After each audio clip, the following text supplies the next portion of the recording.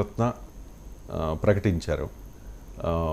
ఎన్టీఆర్కి ఎప్పటి నుంచో ఒక డిమాండ్ ఉంది కదా సార్, ఎన్టీఆర్కి భారతరత్న ఇవ్వాలి అని చెప్పి. ఆ డిమాండ్ అప్పుడప్పుడు తీసుకొస్తూ ఉంటారు కొంతమంది. సో ఎన్టీఆర్ని ఇప్పటివరకు ఎందుకు గుర్తించలేదు అనుకోవాలి? ఎన్టీ రామారావు బీహార్ కాదు కదా, బీహార్ అయితే ఇస్తారు. ఎన్టీ రామారావు ఉత్తరాది కాదు కదా, ఓకే. ఎన్టీ రామారావు హిందీ రాష్ట్రాలకు చెందిన నాయకుడు కాదు కదా. సో ఎన్టీ రామారావు ఎంబీసీ కాదు కదా. ఇవన్నీ ఫ్యాక్టర్స్ ఉంటాయి కదా రాజకీయాల్లో. అక్కడ ఉన్నదే కర్పూరి ఠాకూర్ డిజర్వ్స్ ఇట్, దాంట్లో ఎలాంటి డిస్ప్యూట్ లేదు. ఎందుకంటే ఆయన సామాజిక న్యాయ, సామాజిక సాధికారికత రాజకీయ ఆలోచనకు ఆద్యుడు. సో ఈవెన్ మండల్ కమిషన్కు ముందు ఆయన రిజర్వేషన్లు వెనుకబడిన వర్గాలకే కాదు, ఎకనామికల్లీ వీకర్ సెక్షన్స్కు, ఉమెన్కు కూడా రిజర్వేషన్లు ఇచ్చారు. సో ఇప్పుడు మనం మాట్లాడుతున్నాం ఉమెన్ రిజర్వేషన్స్ అని, ఈడబ్ల్యూఎస్ రిజర్వేషన్స్ అని. కర్పూరి ఠాకూర్ మండల్ కమిషన్ నివేదికకు ముందు చేసిన పని, ఇప్పుడు కాదు. అలాగే ఇప్పుడు మనం మాట్లాడుకుంటున్నాం వర్గీకరణ అని, మోస్ట్ బ్యాక్వర్డ్ కమ్యూనిటీస్కు ప్రయోజనాలు అందాలని. సో ఆ రోజుల్లోనే ఆయన మోస్ట్ బ్యాక్వర్డ్ కమ్యూనిటీస్ను గుర్తించాడు. ఒక రకంగా అత్యంత వెనుకబడిన వర్గాల అస్తిత్వానికి ఆయన ఒక ప్రతీక. ఎందుకంటే ఒక అతి నిరుపేద కుటుంబంలో సామాజిక వివక్షకు గురైనటువంటి ఒక సామాజిక వర్గంలో, సో ఒక బార్బర్ కమ్యూనిటీలో పుట్టి, నాయి బ్రాహ్మణ కమ్యూనిటీలో పుట్టి ఆ స్థాయికి ఎదగడం అనేది మామూలు విషయం కాదు. ఇప్పుడు మన సమాజంలో అనేక వెనుకబడిన కులాలు ఉంటాయి. కొన్ని వెనుకబడిన కులాలు కావచ్చు, కానీ గ్రామాల్లో సమాజంలో వాళ్ళు చాలా ముందున్న వాళ్ళే. అంటే వాళ్ళే సంఖ్యారీత్యా కావచ్చు, సామాజికంగా కావచ్చు, రాజకీయంగా, ఆర్థికంగా బలమైన వెనుకబడిన వర్గాల వారు ఉంటారు. కానీ కర్పూరి ఠాకూర్ బలహీనమైన వెనుకబడిన వర్గం నుంచి వచ్చారు. సో అది మనకి ఏ గ్రామీణ వాతావరణం తెలిసిన ఎవరికైనా రజకులు, అలాగే నాయి బ్రాహ్మణులు, వీరి సామాజిక స్థితి మనకు తెలుసు. అందువల్ల డెఫినెట్గా అది గర్వించాల్సినటువంటి విషయం, దాంట్లో ఎలాంటి డిస్ప్యూట్ లేదు. కానీ కర్పూరి ఠాకూర్కి ఇప్పుడే ఎందుకు ఇచ్చారు, ఇన్నేళ్ళ నుంచి ఎందుకు గుర్తింపు లేదు, ఎందుకు ఎన్టీ రామారావును మర్చిపోయారు అనే ప్రశ్న వస్తుంది. ఎందుకంటే రాజకీయంగా ఆంధ్రప్రదేశ్లో ఎన్టీ రామారావుకు భారతరత్న ఇంకేదైనా ఇస్తే రాజకీయంగా ప్రయోజనం ఎవరికి అనేది ఉంటుంది కదా. అందువల్ల వారు డిజర్వ్ అవుతారా కాదా, వారికి అవార్డుకు అర్హులా కాదా అనేది ఒక అంశమైతే, ఇవ్వడం ద్వారా వచ్చే ప్రయోజనం ఇంకో అంశం. సో ఆ రెండు మిళితమై ఉంటాయి. అర్హత లేని వారికి ఇవ్వడం అయితే మనం తీవ్రంగా విమర్శించాలి. అర్హులకి ఇచ్చినప్పుడు దాన్ని స్వాగతిస్తూనే దీని రాజకీయ ప్రయోజనాల రీత్యా ఎక్స్క్లూడ్ అవుతున్న వారు కూడా మనం ఆలోచించాలి కదా. సో ఆ రకంగా ఎన్టీ రామారావుకు గుర్తింపు రాకపోవడం అనేది తెలుగువారుగా అంగీకరించలేము. ఎందుకంటే ఎన్టీ రామారావు మహానటుడు, రాజకీయాల్లో చరిత్ర సృష్టించినటువంటి వ్యక్తి. 8 నెలల్లో ఒక పార్టీ పెట్టి అధికారంలోకి వచ్చారు.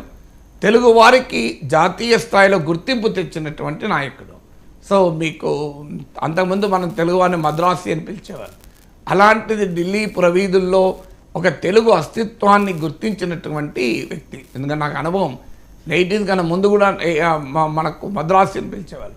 ఎన్టీ రామారావు వచ్చాకనే తెలుగువారు అనేది సౌత్ ఇండియన్స్కి అర్థమైంది. ఇప్పుడు మనకు అమెరికాకి వెళ్తే సౌత్ ఏషియన్స్ అందరినీ ఒకే రకంగా చూసినట్లు సౌత్ ఇండియన్స్ అందరినీ మద్రాసి అనేవారు. కానీ మద్రాసి కాదు, మేము తెలుగు వాళ్ళము అని చెప్పడానికి ఒక ఉపయోగపడ్డది.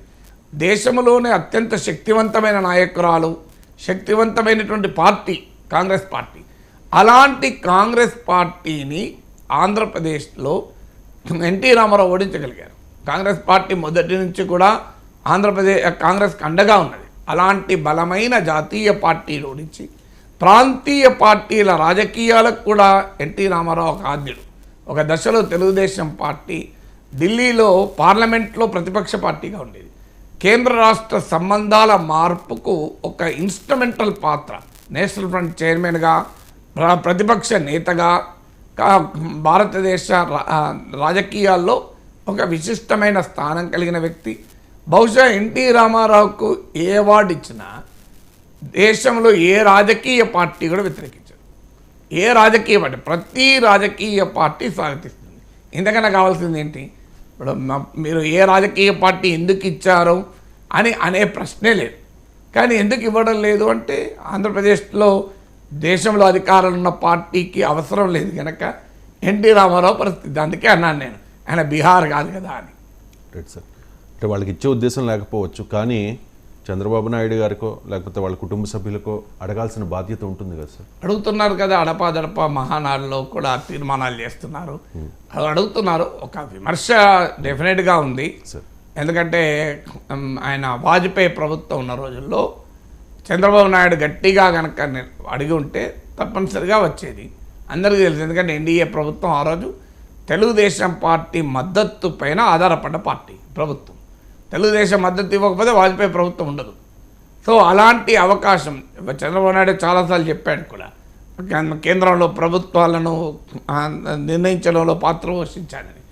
ఈవెన్ యునైటెడ్ ఫ్రంట్ కన్వీనర్గా కూడా చంద్రబాబు నాయుడు ఉండే ఆ రోజుల్లో కూడా అవకాశం ఉండే. అందువల్ల 2 సార్లు ఖచ్చితంగా అవకాశం ఉండే. యునైటెడ్ ఫ్రంట్ కన్వీనర్గా ఉన్న సమయంలో, మరీ ముఖ్యంగా ఎన్డీఏ 1 ప్రభుత్వం ఉన్న సమయంలో ఖచ్చితంగా అవకాశం ఉంది.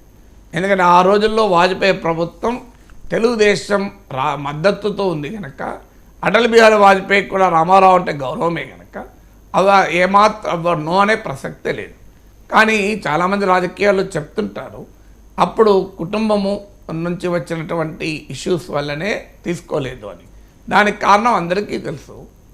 భారతరత్న కనుక రామారావుకి ఇస్తే ఆయన లేడు కనుక ఎవరు తీసుకోవాలి దాన్ని?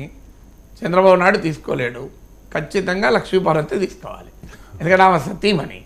సో ఎన్టీ రామారావుకు భారతరత్న, లక్ష్మీపార్వతి తీసుకోవడం బహుశా ఎన్టీ రామారావు కుటుంబంలో ఎవరికీ కూడా యాక్సెప్టబుల్ కాదు. ఒక చంద్రబాబు నాయుడికే కాదు, ఈవెన్ పురంధేశ్వరికి కూడా యాక్సెప్టబుల్ కాదు కదా. ఆ అంశమే బహుశా ఆగి ఉండవచ్చు అని రాజకీయ వర్గాలు అంటారు. ఇంతవరకు ఎవరు వివరణ ఇవ్వలేదు, అందువల్ల వివరణ లేనప్పుడు ఊహకు మనం ఊహించుకోవచ్చు కదా. సో అందువల్ల బట్ ఏదైనా రామారావుకు ఆ తర్వాత కాలంలో అయితే తెలుగుదేశం ప్రతిసారి అడుగుతోంది, కానీ ఇప్పుడు అడిగే పొజిషన్లో ఉన్నారు తప్ప శాసించే పొజిషన్లో లేరు కదా. అవును సార్. అంతర్జాతీయ